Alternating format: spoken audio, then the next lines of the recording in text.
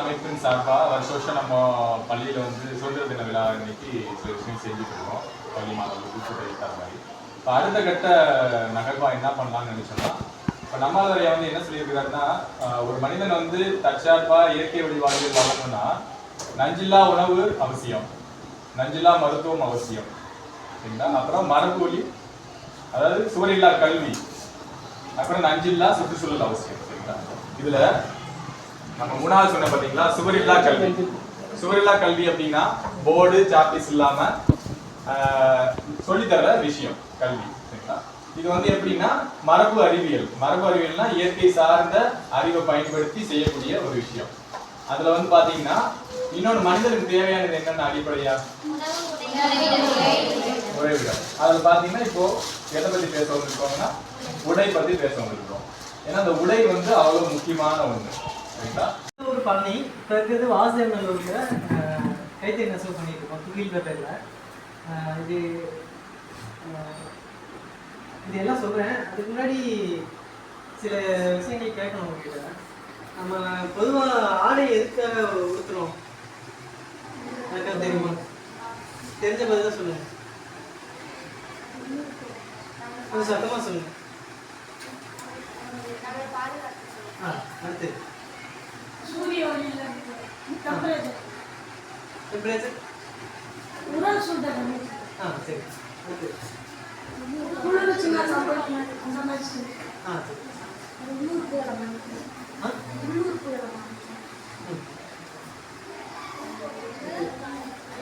தோணுறது சொல்லுங்க.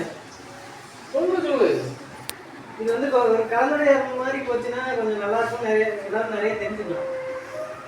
தோணுறத சொல்லுங்க. சரியா தப்பெல்லாம் யோசிக்கணும்.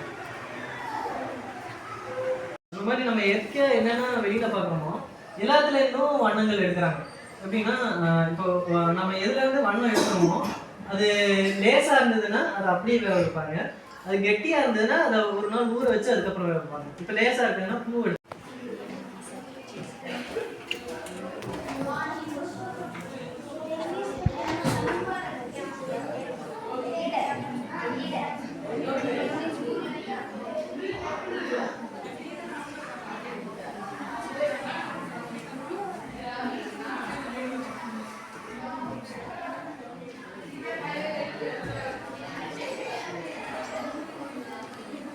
பஞ்சில இருந்து நூல் அப்படியே எடுக்கிறாங்க.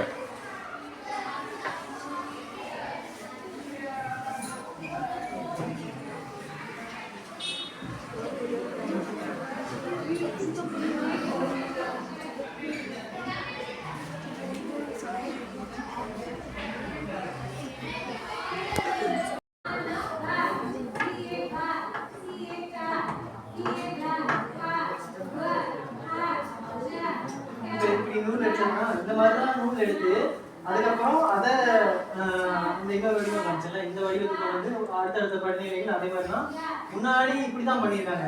இதுல என்ன ஆச்சுன்னா இந்த உருளை வந்து இந்த சுத்துற பார்ட் வந்து கொஞ்சம் வெயிட்டா இருக்கணும். அப்பதான் இந்த சுத்திரப்ப சுத்தம் பந்தரம் சுத்துற மாதிரி சுத்தம்.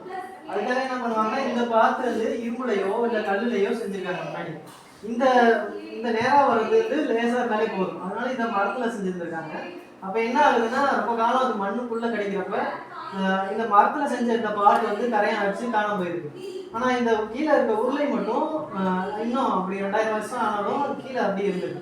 அதனாலதான் நீங்க இப்ப மறுபடியும் கீழடி போய் பார்க்கறப்ப பாருங்க, இந்த கீழே உள்ள இந்த உருளை மட்டும் சின்ன உருளையா வச்சிருப்பாங்க. அது மட்டும் இங்கே நெசவு சார்ந்த பொருள் அப்படின்னு சொல்லிட்டு எழுதி அது கீழே வச்சிருப்பாங்க.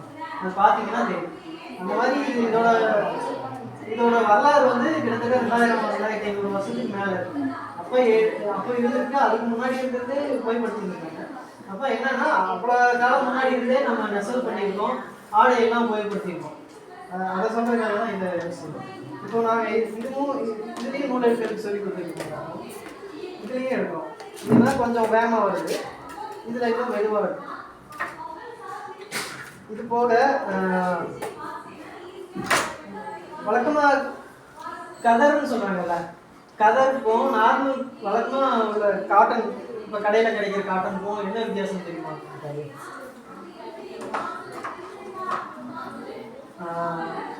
கதர்னா இப்போ இந்த நூல் இருக்குல்ல, இந்த நூல் இந்த வடிவத்துக்கு வருதுல்ல, இது வந்து எந்த மாதிரி வருது? இப்போ உங்களுக்கு தெரிஞ்சு எப்படி வருதுன்னு தெரியுமா? பஞ்சுலேருந்து வருது. அது எங்க இருந்து வருதுன்னு தெரியுமா? இது வந்து மஞ்சட்டின்னு ஒரு வேர் இருக்கு. அந்த மரத்தோட பட்டையில எடுத்து அதை வேக வச்சு எடுக்கிறாங்க. எல்லாமே இயற்கையா கிடைக்கிறது. என்ன பண்ணுவாங்கன்னா கொஞ்சம் அமைதியா சொல்றேன் எப்படி சாயம் கடுக்காய் தெரியுமா?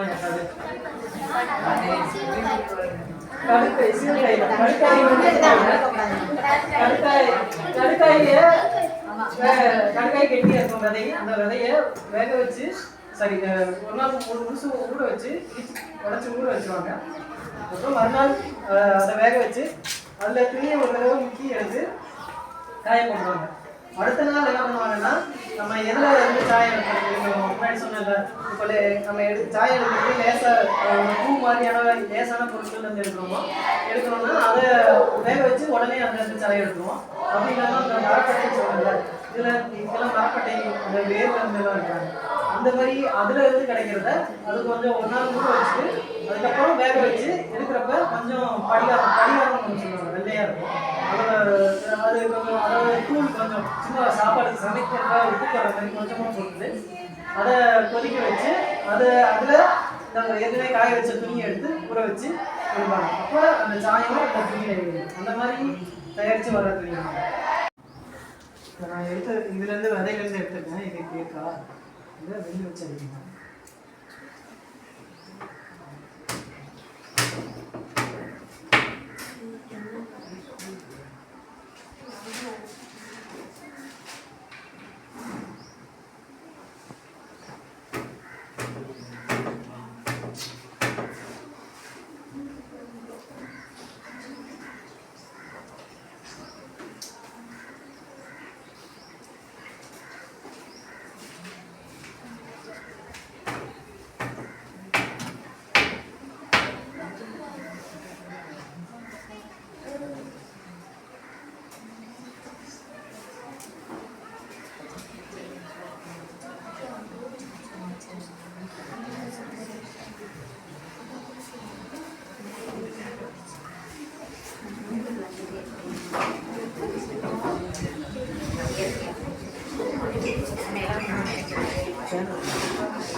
பேனா இருக்கு உங்களுக்கு?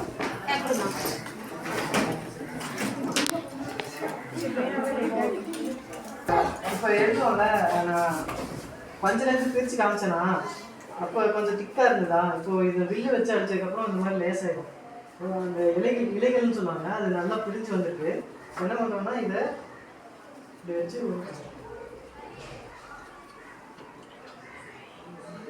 அடுத்த ஸ்டேஜுக்கு வந்துச்சு. நான் சொன்னேன் விதையோட இருக்கு, அதுக்கு அடுத்த ஸ்டேஜ் சொன்னேன்னா ஒரு ஸ்டேஜ், அந்த ஸ்டேஜுக்கு வந்துச்சு. இதுல தான் நூல் எடுக்கிறாங்க. இதுல யாரா நூல் சணல் திரிக்கிறது பாத்துருக்கீங்களா? சணல் எப்படி திரிப்பாங்க?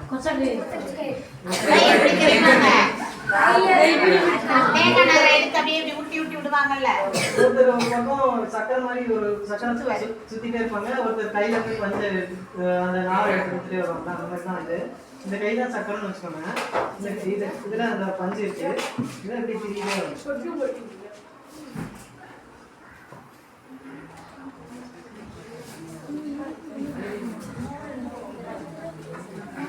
எப்படி நூலாகுதுன்னு கேட்டீங்களா? இதுதான் இருக்கு.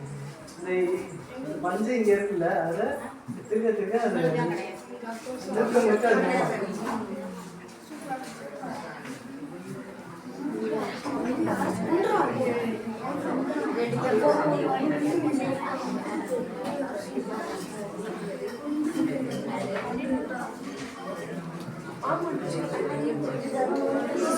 இப்படிதான் நூல் எடுக்கிற மாதிரிலாம் இல்லை, நம்ம அந்த கருவி தான் இருப்போம். இது உங்களுக்கு புரிஞ்சுக்கிறதுக்காக சொல்றேன். இந்த இலைகள் வந்து அப்படி திருக்க அப்படி நூலா இருக்கும்.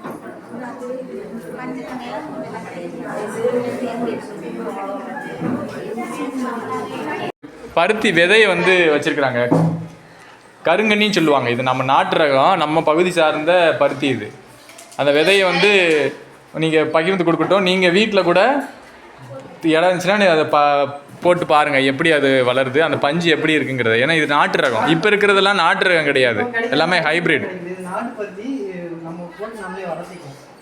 எதுக்கெல்லாம் போட்டிருக்காங்களே அதெல்லாம் வந்துட்டு இது கிடையாதா? அது ஹைப்ரிட். எல்லாம் இங்கே போட்டிருக்க எல்லாமே ஹைப்ரிட். இப்போலாம் இது வந்து நாட்டு ரகம், ரொம்ப குட்டியாக தான் இருக்கும். நீங்கள் பகிர்ந்து கொடுத்துருங்க. நீங்கள் குழந்தைகளுக்கு இது மாணவர்களுக்கு கொஞ்சம் கொஞ்சம் ஒரு பகிர்ந்து கொடுத்துருங்க. தேவைப்படுறவங்க கொஞ்சம் எடுத்துக்கலாம். சும்மா ரெண்டு ஒரு ஒரு அனுபவத்துக்காக, வீட்டில் போடுறதுக்காக. அப்படியா? அதில் கூட போடலாம். அப்படின்னா ஸ்கூலில் தோட்டம் இருக்குது, ஸ்கூலில் தோட்டம் இருக்குது, அதுலேயும் போட்டுருங்க. போட்டிருக்கீங்க. ஆமாம். ஓ சரி போட்டுருங்க.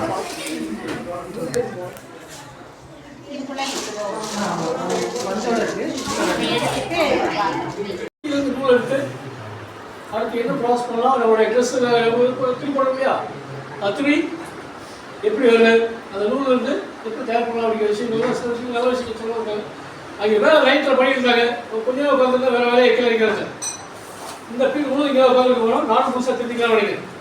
அதாவது புது விஷயம் யாத்திரை வேணாலும் தெரிஞ்சுக்கலாம். சரியா? அதனால் தெரிஞ்சுக்கக்கூடிய ஆர்வத்தோடு கவனி தெரிஞ்சதை சொல்லு.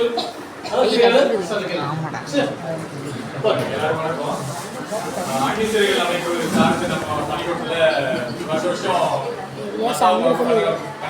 மாணவர்களுக்கு பரிசு கொடுத்துருக்கோம். அடுத்த கட்டமா என்ன செய்யலாம்னு யோசிக்கும் போது ஐயா சொல்லியிருக்கிற நம்மால் ஐயா நஞ்சில்லா உணவு.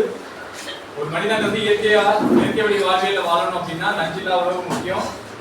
சரிங்களா? அப்படின்னா நஞ்சில்லா விவசாயம், நஞ்சில்லா மருத்துவம், சுவரில்லா கல்வி, நஞ்சில்லா சுற்றுச்சூழல் அவசியம். சரிங்களா? அப்புறம் அந்த வகையில சுவரில்லா கல்வியில நம்ம என்ன இயங்கிட்டு இருக்கோம். சுவரில்லா கல்வினா அப்படின்னா என்ன அர்த்தம்னா இதுதான். ஒரு விஷயத்த போர்ட்ல எழுதி போடாம நமக்கு தெரிஞ்ச விஷயத்த பல பேருக்கு சொல்றது பேர் தான் சுவரில்லா கல்வி. இது முக்கியமா வந்து மரபு சார்ந்த ஒரு தொழில் நம்ம முன்னோர்கள் வந்து செஞ்சுட்டு இருந்தாங்க. சரிங்களா? எந்த ஒரு மெஷினையோ ஒரு பெரிய நிறுவனங்களையோ சார்ந்து இல்லாம எளிமையா அவங்க வீட்டிலேயே இருந்து பண்ணாங்க. அது சார்ந்து இவங்க இயங்கிட்டு இருக்காங்க. இவர் பேர் சரவணன். கிட்ட ஒரு 6 வருஷமா இதில் இயங்கிட்டு இருக்காங்க. எனக்கு தெரிஞ்ச நண்பர் தான் இவர் நெசவு போயிருக்கிறேன். நான் புதிய சொல்ல ஒரு இடம் வாசுதேவனூர்ல இருக்கு, தென்காசி பக்கத்துல அங்கே போயிருக்கிறோம் நாங்க. ஸோ இதை உங்களுக்கும் சொல்லித்தரணும் அப்படிங்கிற நோக்கம் இருந்ததுனால வருஷம் சார்ட்ட கேட்டு பெர்மிஷன் கேட்டு தான் இது பண்ணிட்டு இருக்கோம். வருஷம் 9வது மாணவர்களுக்கும் 11வது மாணவர்களுக்கும் வருஷம் இது பண்ற மாதிரி ஒரு முயற்சியில இப்போ அடுத்த கட்டமா இதை பண்ணிட்டு இருக்கோம். நல்லா கேளுங்க, உங்களுக்கு தெரிஞ்ச கேள்விகளையும் கேட்கலாம் கடைசியில். சரிங்களா? என்னோட பேர் சரவணன்.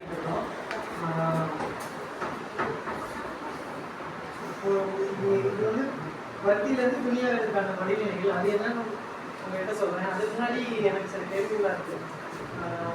நம்ம எல்லாரும் துணி எதுக்காக போடுறோம்